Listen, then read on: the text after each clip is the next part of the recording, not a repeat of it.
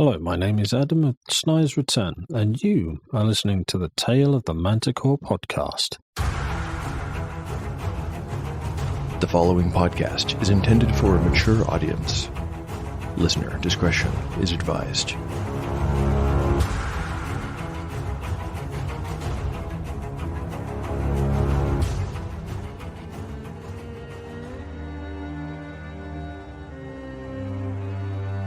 Welcome back to Tale of the Manticore, Season 2.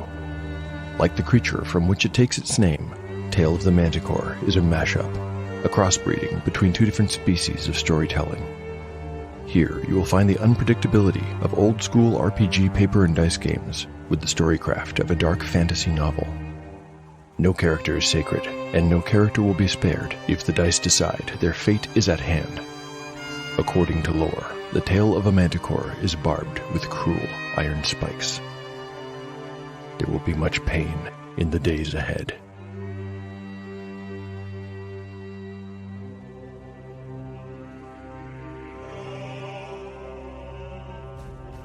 Last time, on Tale of the Manticore.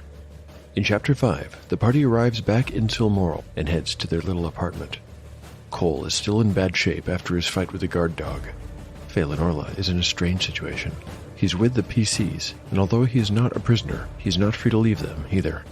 But safety, privacy, and rest will have to wait. When they get home, there's a message on the front door. It's not a message that most folks would recognize as such. It's just a sooty smear on the door handle, but it has meaning for the PCs. This is an example of Thieves' Cant, a kind of limited language made up of signs, symbols, and slang that members of the same guild can use to communicate secretly. The message tells them to report to their superior, and so that is what they do. The man in charge of Yellowfly is one Lord Rabbit, so called because the poor St. Claren district of Silmoral resembles nothing so much as a warren, and Lord Rabbit is its alderman. Yellowfly has to visit him alone, so he deposits his companions in a safe place and goes off for his meeting. While he's away, Tamlin entertains the others with the parable of bread, the first parable of Shartoon, who is the patron saint of thieves. Yellowfly meets with Lord Rabbit, who is pleased with the PC's work and provides a small reward for their efforts. He has instructions for Yellowfly and his band, and they are to begin their new assignments immediately. Shawnee and Phelan will go off and commit a little arson together, while Yellowfly and Tamlin do something involving a gold medallion on a silver chain. Cole will need to sit out this episode, as his wounds are severe and make him a liability.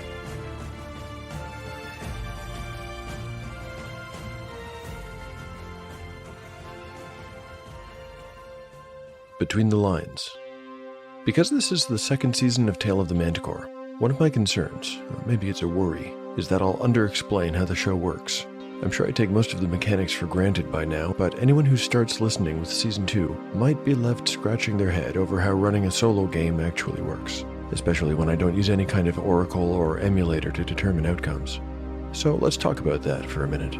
The process is fairly flexible, but I do have some guidelines about which elements of the story get randomized and which don't. In short, some things always get a random roll to determine the result, some get a roll sometimes, and some never. I will always pull out the dice when it comes to character creation and stat rolling, any skills that characters use, like a thief's special ability to pick a lock, for example, in combat. For all of those things, chaos rules, and I will follow. Rolls I will sometimes make are for things like weather and wandering encounters. The decision to roll or not hinges on whether dice would make the story more exciting or just slow it down. When my NPCs have to make a decision, I will sometimes roll if a single logical best choice doesn't exist. That brings us to never roll situations. Player character decisions are never rolled. PCs will always do what makes sense for them given their individual motivations. I will also not roll for most of the tiny details required to fill a fantasy universe. How much does a character weigh? Are they old? What color are their eyes? Do they have a big family? All this stuff could be rolled, and in a private game perhaps I would, but not for the podcast. It just makes things too slow. So, I'm going to make it up as I go. Okay, that's enough meta talk for now. Let's get back to the story.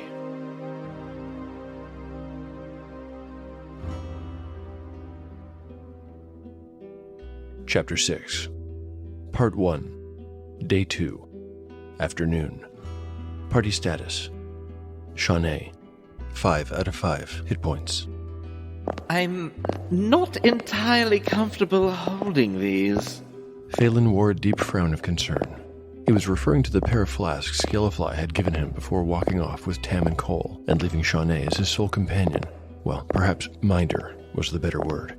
Phelan knew that he was being closely watched. Shawnee was walking just ahead of him.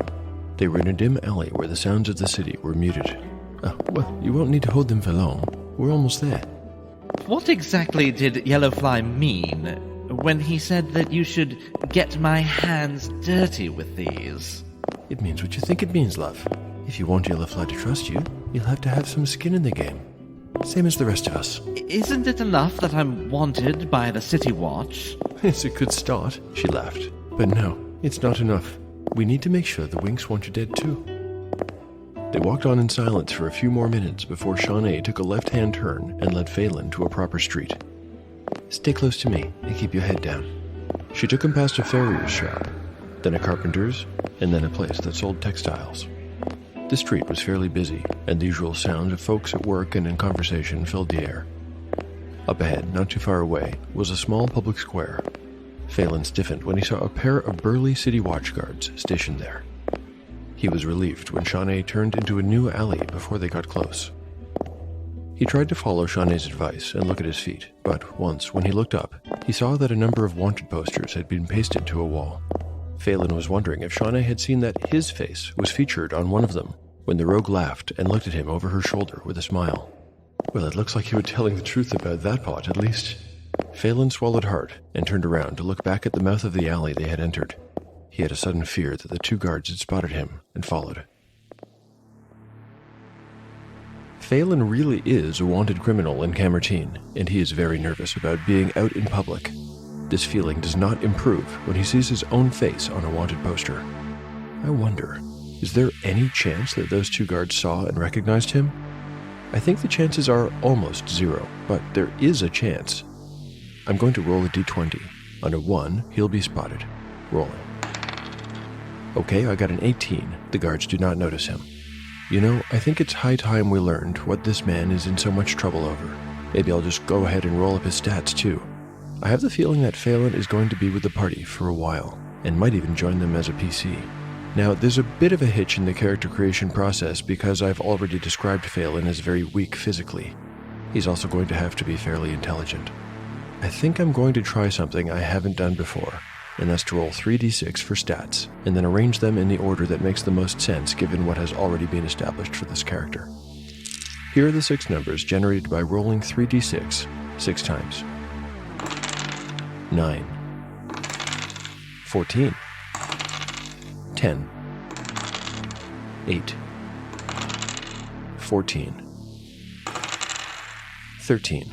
Well, I can work with this, but I need to use one further old-school character creation option.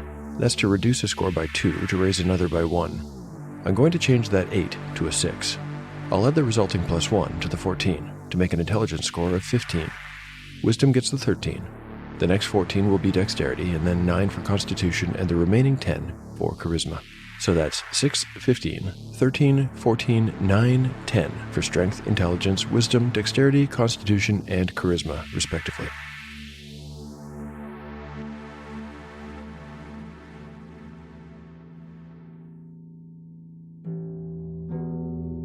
Dramatis Personae, Phelan Orla. Phelan Orla is 28 years of age. He has a short brown and ginger beard that he keeps neatly waxed to a point. His upper lip is bare, and his wavy hair hangs loose to his ears in a page cut. He is timid by nature, and will go to great lengths to avoid conflict. Kind, curious, and honest, he can be awkward in social settings, but this flaw is often interpreted as earnestness, and can be endearing. While his ancestry can be traced back to Zaisha, Phelan spent his entire life in Silmoral. In fact, he has only ever left the city once, when recent circumstances forced him to hide in the nearby town of Rull. Phelan has always been small. He was a small boy, and now he is a small man. At 5'6" and weighing just 130 pounds, he is not physically suited for much other than working with books, scrolls, quills, and ink. Luckily, what he lacked in physical strength in childhood, he more than made up for in intellect. His parents recognized his gifts early, and being wealthy enough to afford it, encouraged his love of study, and later, in his adolescence, sent him to study under the mystic Xavion the Red. He remained with the eccentric but kindly Xavion for 8 years, and under his able tutelage began to learn the delicate art of wizardry. Phelan excelled in this environment, surrounded by books and history and lore, and by the age of 23, he had become Xavion's top pupil. This allowed him to apply for and be accepted by a master of much higher pedigree and profile, the Royal Magus, Carrick Malmar, the so-called Basilisk of Whitestone Castle. Carrick turned out to be a harsh master at some times, and grossly neglectful at others. It was this latter quality that landed Phelan in so much trouble. Months would pass in which he would not see Master Carrick at all. But it was during these times, when left to conduct his own experiments in the Master's laboratory, that Phelan really came into his own. Although he was often lonely, recent years had not been unhappy ones. He was content, at least until the day Lady Bellegret came to visit, and his life was turned upside down. Lady Bellegret was the daughter of the prince's sister, His Highness's niece, in other words. She was just 11 years old, but she stomped and stormed around the palace like an ogre, terrorizing anyone unlucky or foolish enough to get in her way. Fortunately for Phelan, the Magus's part of the palace was not a part of Bellegret's usual circuit, but one midsummer morning, she came to the laboratory and pounded on the door, demanding to speak with the Royal Magus immediately. It fell to Phelan to open the door and, bowing deeply, inform Her Majesty that the Magus was not in. Lady Bellegret did not seem to accept this fact, and instead gave him a royal order. Apparently, the day before, Her Highness had brought home some wildflowers, which her cat, Greymalkin, had promptly eaten. The cat, a tabby that by all accounts avoided the girl as much as everyone else, had gotten ill and vomited up most of the flowers. Today, Greymalkin had gotten worse. Its belly had swollen up and was hard, like a wineskin. Lady Bellegret charged Phelan with curing her poisoned cat. Phelan's protestations that he was not an alchemist and had no experience with toxins, or cats, fell on deaf ears. Bellegret, with her face turning red, pointed out various kinds of apparatus in the laboratory, concluding that Phelan was either an alchemist or a trespasser. A kind of contest of wills followed, but Phelan was no match for the royal niece. To be fair, the contest was rigged. There was never any chance of her backing down. Phelan's inability to help was taken as a refusal to obey. Bellegret, now crimson-faced, marched directly to the prince and reported a list of names Phelan had supposedly called her. The prince, in turn, believing that his niece would have no knowledge of such filthy language if she had not heard it from the Magus's apprentice, sent his royal guard to arrest him. Phelan, with quickly mounting panic, managed to keep just enough composure to make his escape. He fled the palace and reached out to one of his few friends who put him in touch with another acquaintance, who in turn passed him along to some members of the Weeping Eye. These men arranged for his safekeeping until the matter could be settled, or else passage to, and accommodation in, Zaisha could be secured. This was the story that Phelan told to Yellowfly and the others on the way back from Domor. It was all true, and Phelan's last hope was that this man and his companions would believe him and keep him from harm.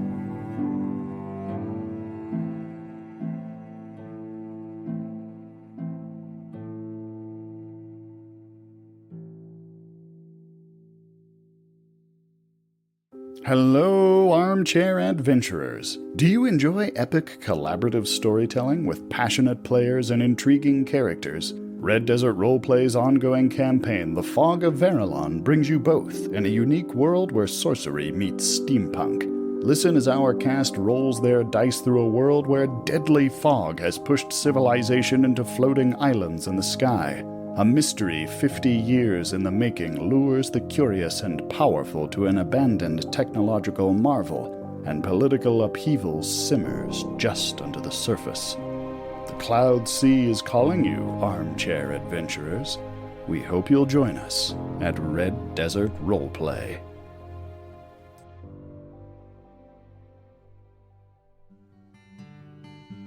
Chapter 6, Part 2, Day 2, Afternoon. Party status.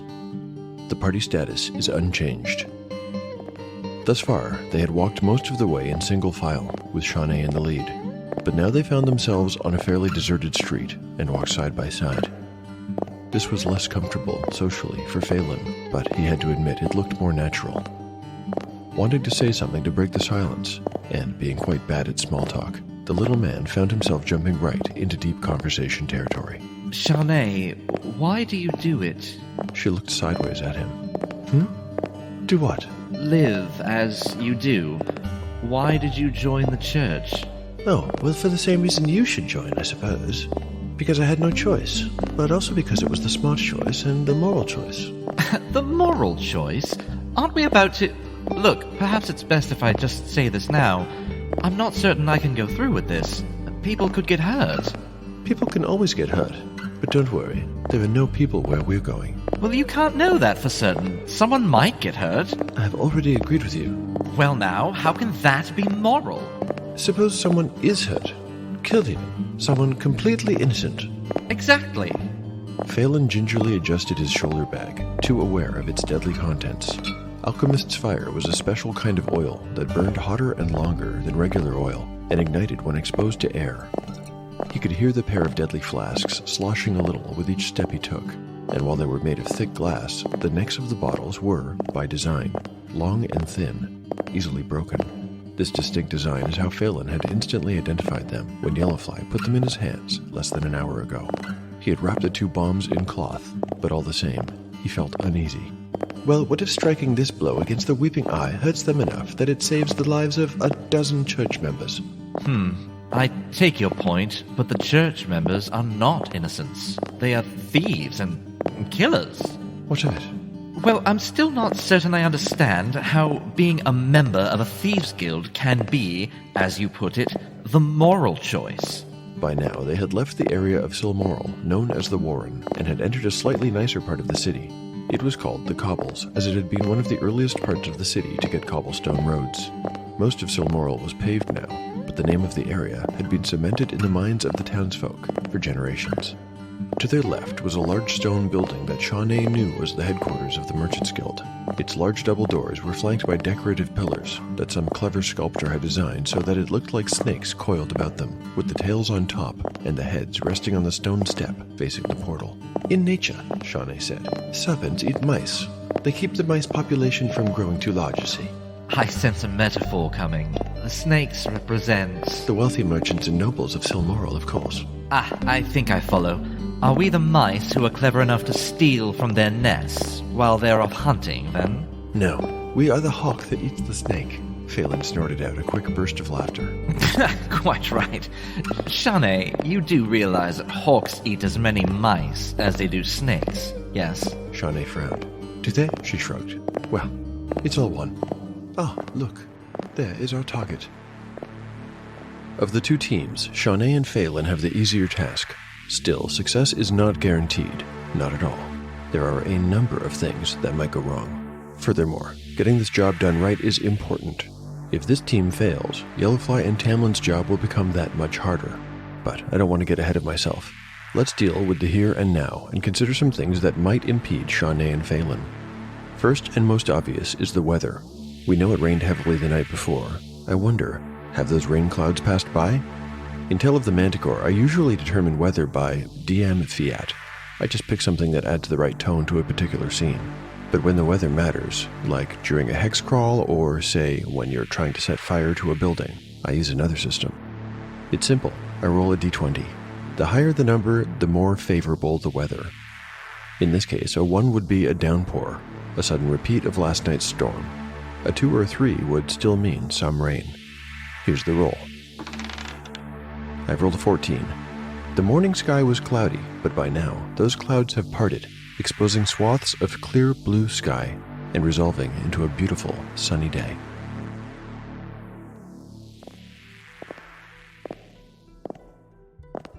Right up ahead, yeah. The one in the corner. That's the one. A faded sign above the door read, Blue Heron Trading Company.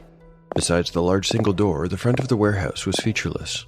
It was nestled in the spot between the road, where it turned north, and the outer city wall. We'll enter round the back. Shanae led her partner around the side of the building. The warehouse walls were made of wooden planks. There were no windows on the front and only one on the side, set near the top of the building's 30-foot-high roof. When they arrived at the rear of the warehouse, they found themselves in a very narrow space between the back wall and Silmoral's outer wall, which rose a dozen feet higher than the building's roof. Phelan frowned at the acrid smell of old urine. Shawnee didn't seem to notice. She pulled a rope from her bag. It was the same rope Yellowfly had taken from the safe house. When he took it, he had thought it might prove useful. It appeared he was right. Shawnee tied one end around her waist as she studied the cracked and darkened planks of the warehouse wall. She measured the space between it and the stones of the city wall, roughly 3 feet. She bobbed her head from side to side as if considering something, and then nodded to herself in satisfaction. Somewhere in the distance came the reverberant pealing of church bells, signaling the 4th hour after midday and the call to afternoon prayer. "That's the signal," said Shawnee. "Time to go to work. When I get to the top, tie your bag to the end of the rope." With that, she began to pull herself up, somehow managing to find cracks and footholds in the wall that Phelan had not even noticed were there. Up and up she went, carefully checking the spaces around her for viable knots and misaligned planks as she went. At one point, roughly 20 feet off the ground, she had to lean back dangerously against the city wall behind her to push past a bit of smooth warehouse wall. Phelan, looking up from below at the woman arched between the two walls, could not help but be impressed by her skill and courage. He suddenly wondered, what would happen if she were to fall? In BX, when a thief uses their climb walls skill, they roll a D100 to determine their success. On a failed roll, the thief falls from halfway up the ascent. In this case, since the building is 30 feet high, I'm rounding up, and the fall will happen at the 20-foot mark. An accident like that would be very likely to kill Shawnee, who only has 5 hit points. Luckily, while thieves are bad at, well, almost everything at low levels, the one thing they can all do well is climb. Even a lowly level 1 thief has an 87% chance of success at this. Let's see what will happen here. Rolling my D100. Ha! I got a 4. Shawnee scales the wall like a gecko. She's up in a trice. Once she disappears over the edge of the roof, Phelan ties the rope to his bag and gives it a gentle tug. Shawnee then hoists his bag slowly up the side of the warehouse while Phelan watches, wincing every time it jostles against the wooden wall.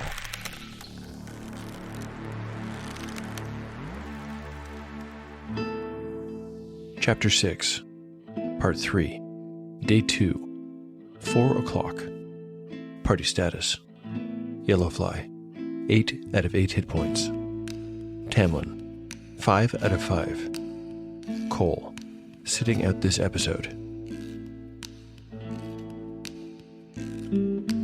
Yellowfly and Tamlin watched with amusement as a little boy chased a goose along the wall of the inner city. The child was brandishing a stick, waving it around like a sword and giggling uncontrollably.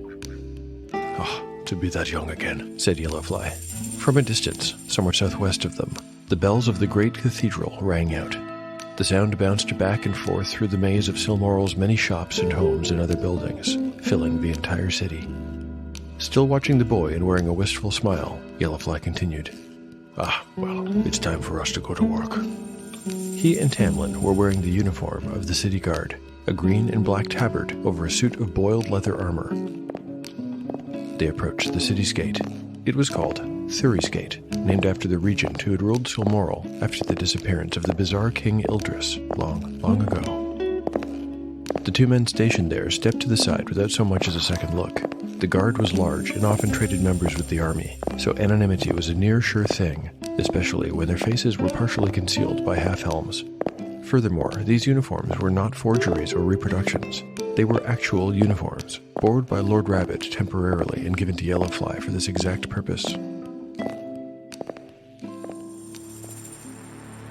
Anonymity is a near sure thing, but I think that this first hurdle in Yellowfly and Tamlin's mission should at least have some chance of failure or complication, even if it's just a small one. So, I'm going to roll a kind of perception check for the guards.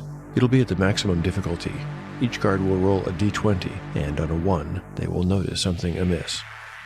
I've got 2 d20s in my hand. Hopefully I don't see any 1s, or this mission might be over before it even begins. Rolling.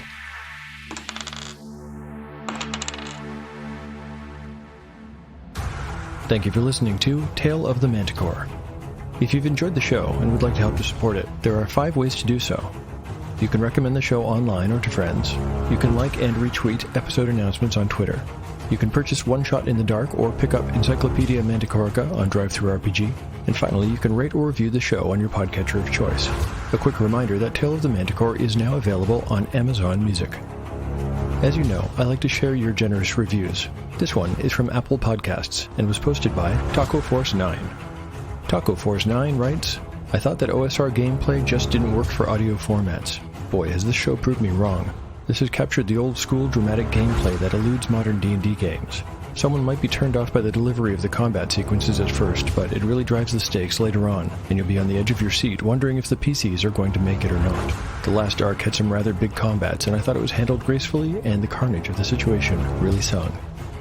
Thanks so much for the review, Taco Force 9. May I presume there are at least 8 other Taco Forces out there? I want that to be true. Anyway, I'm thrilled that you're enjoying the show and stuck with it during those first 2 episodes where I was learning how to make combat work. If you're listening to this, I hope you're enjoying Season 2 as well. My thanks also go to Kai Ellen of Tumble Die Games. Kai Ellen, of course, is the voice of Phelan Orla. He is also a freelance musician, composer, and game designer. He has free downloads available on SoundCloud. Look him up. If anyone wants to get in touch with me, I'm on the usual socials, at Manticore Tale on Twitter, or Tale of the Manticore Podcast on Instagram. My email is taleofthemanticore@gmail.com. The story will continue on the next episode of Tale of the Manticore, the story where chaos rolls.